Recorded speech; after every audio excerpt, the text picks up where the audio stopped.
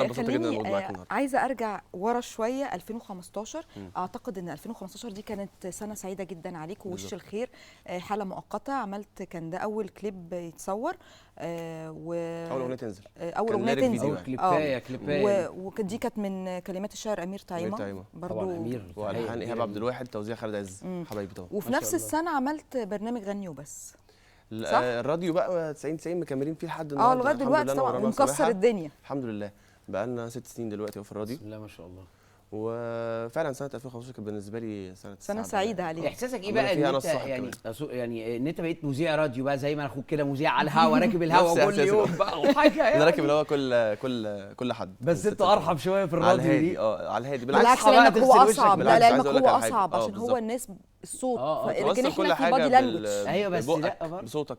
امبريشنز كلها بتوصلها للناس بصوتك، فبتتعب في اول سنه تعبنا شويه، لكن الحمد لله بقى لينا شكل معين كده وكاركتر الناس حباه يعني الحمد لله. ما بقول لك تيجي تبقى معانا في الكافيه بقى. يلا يا باشا. وشفتكم كنتوا عاملين كمان ايام كان الاستفتاء على الدستور اعتقد، او كنتوا نازلين في الشوارع انت ورنا وعاملين حاجات حلوه جدا في الحمله الانتخابيه.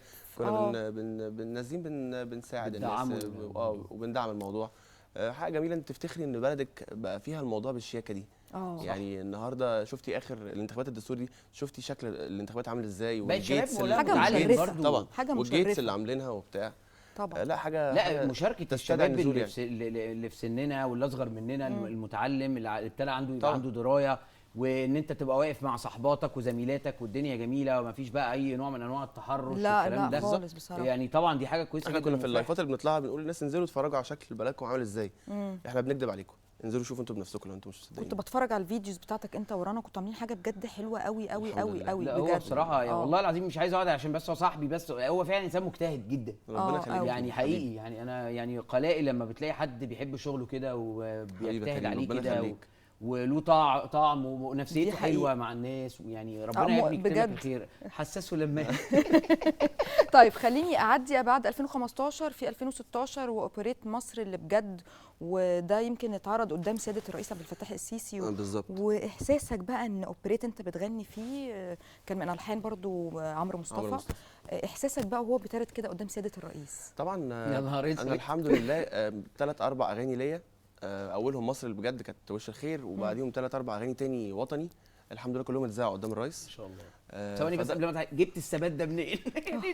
ما هو اتعرض بس لا هو اتعرض اول مره يعني فامر لها رهبه برضه يعني بس انت بتبقى في قمه السعاده ان انت قدام رئيس اكيد بلدك. في سعاده بس في رهبه بتتعرض، دي حاجه تخليك فخور جدا ان انت بتغني اصلا. ما انا بقول لك يعني كويس انك عرفت تغني بالظبط. مصر اللي بجد كنت انا وهايدي موسى ورنا سماحه ومحمد رشاد وناس كتير قوي في الاوبريت ده، وكانت تتعرض قدام الرئيس المفروض في موسم حصاد القمح.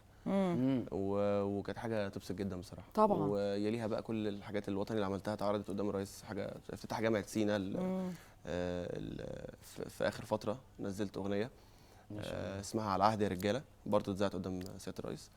وحاجات كتير بقى، عملت اغنيه اسمها سينا، يعني كان لنا شرف ما شاء الله. حاجات يعني مفتقدين احنا الحاجات الوطنيه، يعني في اغاني وكل حاجه بس مفتقدين. يعني يمكن سمعنا كان برضو كان الاستفتاء على الدستور، كان حسين الجسمي بشرة خير طبعا كانت مكسره الدنيا. كسرت الدنيا طبعا. هو عمرو مصطفى. يمكن انا غيوره على المصريين شويه، فنفسي حد من المصريين يعمل حاجه برضو تعمل والله كده احنا كلنا بنسعى اعتقد يعني الفنان الجسمي بقى نص اماراتي ونص مصري دلوقتي خلاص يعني.